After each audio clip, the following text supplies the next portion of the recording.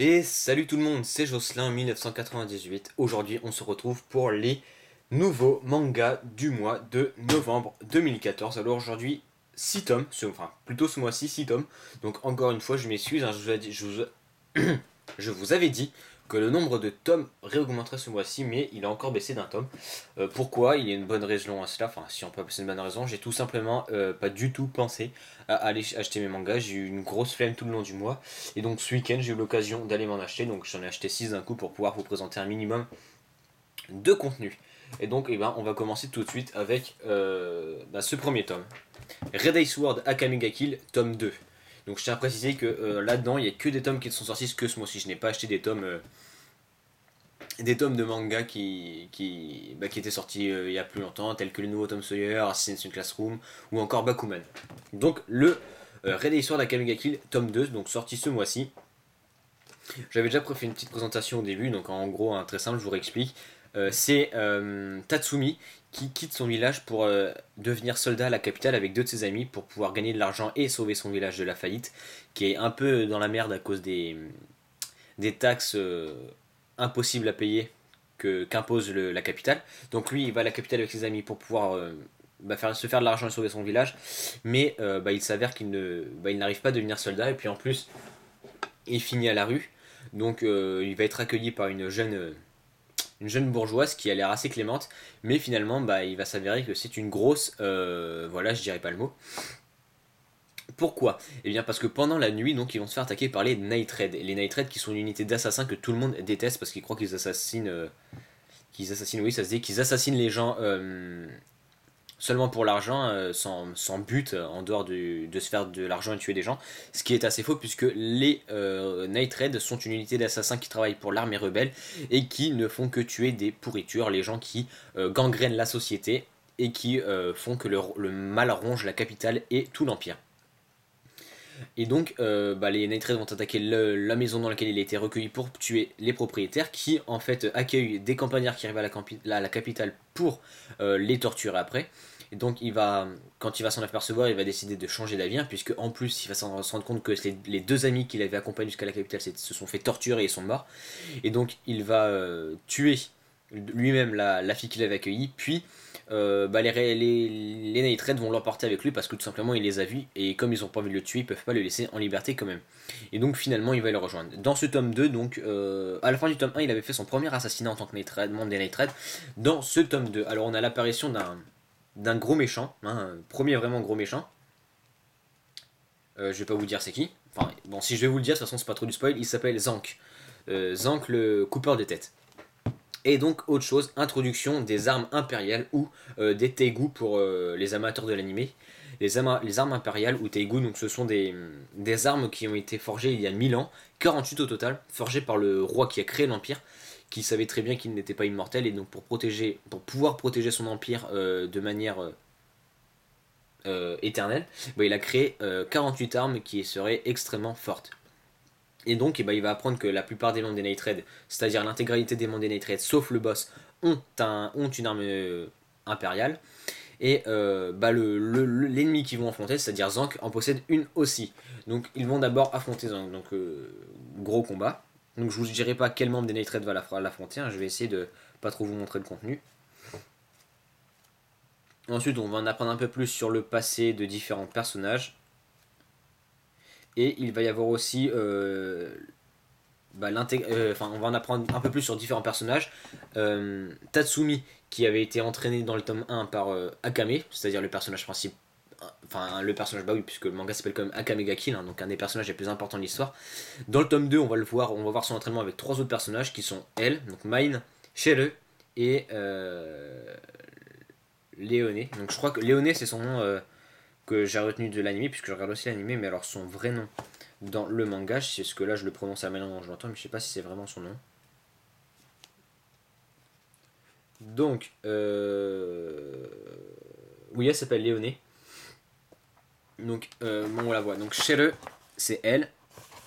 Léoné, c'est elle. Et Mine, c'est elle.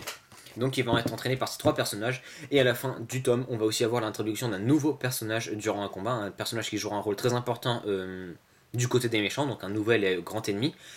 qui lui aussi possède une arme impériale. Et donc voilà, c'est à peu près tout pour ce tome 2. Ensuite, Tokyo Ghoul, tome 8. Très très très très très bon tome. Hein, en gros, si je me souviens bien, dans le tome précédent, ils avaient... je crois que le tome précédent, c'était pas le début, mais la suite et la majeure partie de l'attaque des colombes sur un nid de ghoul dans le 11e arrondissement, dans le 11e, où se trouvait d'ailleurs Ken. Donc il y a toujours la mission de sauvetage de l'antique pour sauver Ken était toujours en cours, et Ken avait développé un nouvel aspect de sa personnalité. Et bien dans ce nouveau tome, ça va être la fin tout simplement de l'attaque des colombes. Donc il va y avoir nombre de morts parmi les ghouls et parmi les humains. On va en découvrir un peu plus sur les quinques.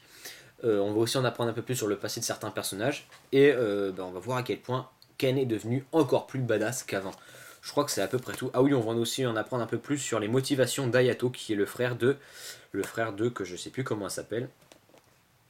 Le frère de la fille Toka Kirishima. Et donc on va en apprendre un peu plus sur son passé et sur les motivations de son frère qui a rejoint Aogiri. Et je crois que c'est à peu près tout, puisqu'il y aura quelques combats. Donc il y aura un combat entre Ayato et Toka.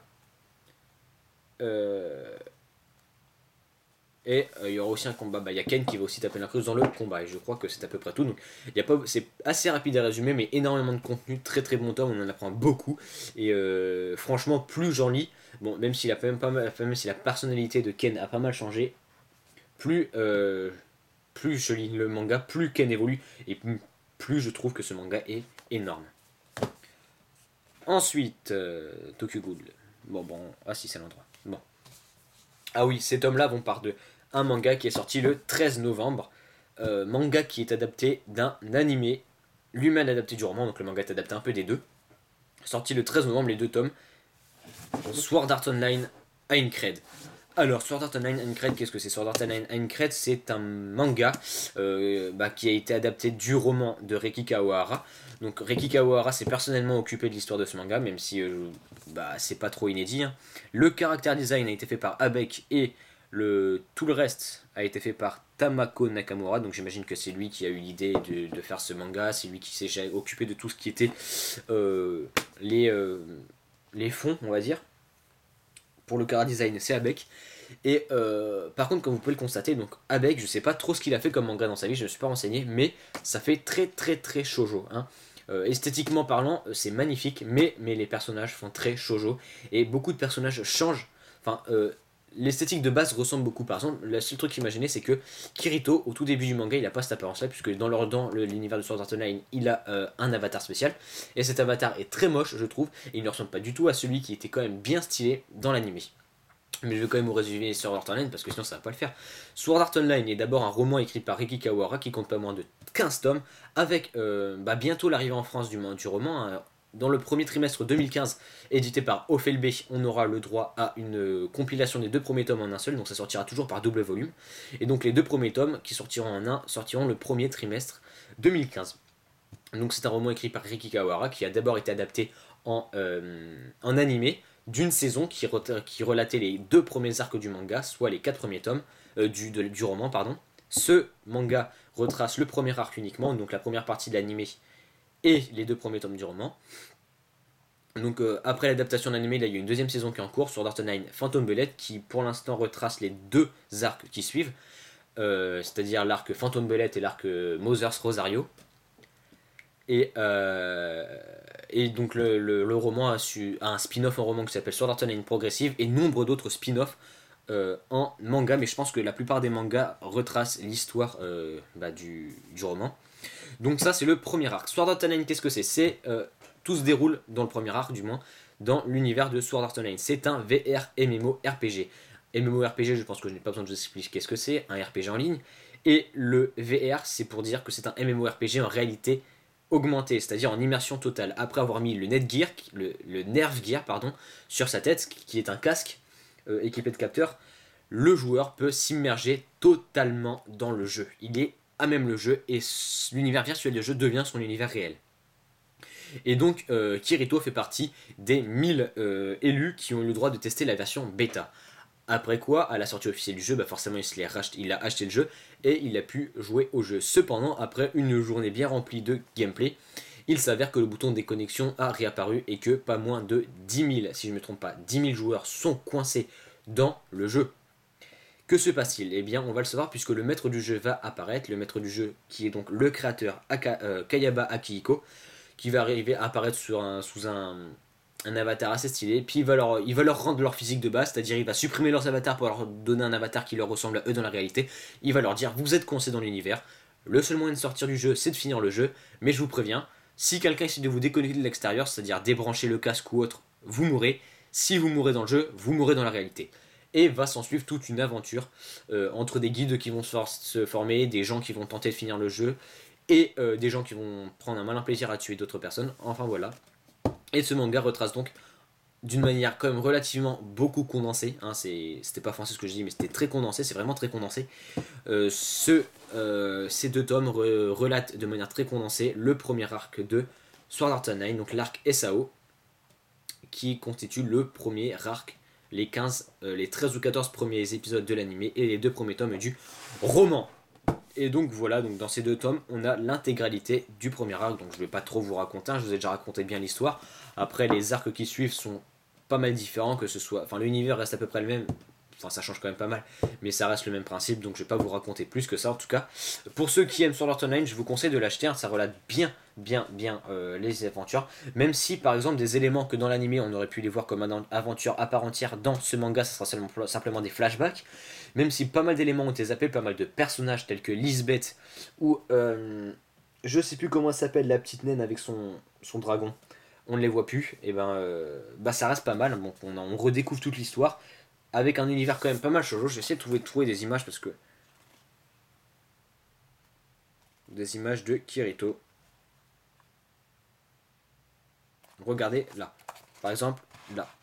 Non, merde, c'est où? C'est là, ouais, c'est là. Quand même, ça fait très shoujo, je trouve moi. Après, c'est chacun son opinion. Donc c'est ça, c'est les deux défauts de ce manga, je pense. C'est un, que ce soit trop condensé, c'est-à-dire pas mal de parties de l'animé que moi j'ai adoré auraient pu être retranscrites dedans, mais non, n'ont pas été fait. Et ensuite, je trouve que ça c'est pas trop gênant, mais ça fait quand même beaucoup trop shoujo à mon goût. Ensuite, Darwin's Game tome 2 sorti ce mois-ci. Donc je vous avais présenté le premier tome il y a 1 ou 2 mois. Donc Darwin's Game c'est quoi? C'est un jeu sur portable dans lequel on vous désigne un adversaire et à partir du moment où on vous a désigné l'adversaire et que le combat commence, c'est un duel à mort. Si l'un des adversaires n'est pas mort à la fin du combat, le jeu en désigne un par rapport à tout un calcul qu'il a fait. Il a regardé le combat, il a dit lui il a fait un combat plus original, il y avait plus de technique, plus d'ingéniosité, plus d'innovation, enfin bon, il décide qui est le gagnant et il tue le perdant. Le gagnant gagne donc des points. Et donc on n'en savait pas plus, on savait juste que le héros qu'on ne voit pas ici, qui s'appelle, je sais plus, Kaname, il s'appelle Kaname, le héros qui s'appelait Kaname avait été entraîné dedans contre son gré, il avait reçu un premier adversaire qui s'appelait le chasseur de noob dans le premier tome et l'avait battu de justesse, et bien là, il va voir son deuxième adversaire qui est cette fille, qui lui avait dit de venir s'il voulait comprendre un peu le jeu, puisque elle c'est une joueur avérée, puisque dans ce jeu, dans ce tome, on va apprendre pas mal de trucs sur le jeu qui vont être assez sympas et bien à savoir. Donc elle va lui demander de le rejoindre pour s'il veut des explications. Et donc il va y aller, sauf que forcément elle va pas lui faire confiance, on va lui demander de lui prouver qu'elle peut lui faire confiance. Il va pas pouvoir le faire, s'ensuit un combat qu'il va gagner de justesse, mais bon il va pas la tuer puisqu'elle va décider de déclarer forfait. Et ensuite elle va lui expliquer pas mal de choses et ça va nous permettre de comprendre plus en profondeur Darwin's Game. Premièrement les points. Un point, tous les points peuvent être convertis en argent. Mais la conversion, je sais plus c'est combien. Il doit y avoir ça quelque part. Voilà. Un point vaut 100 000 yens, soit en gros un point c'est 700 euros. Il y a marqué un point c'est 700 euros. On n'est pas obligé de convertir les points en euros, puisque les points, ce qu'on peut faire aussi, c'est se servir des points pour s'acheter un abri. Quand on achète un abri, on ne peut être attaqué. Il y a deux types de combats d'ailleurs, il faut que je vous en parle.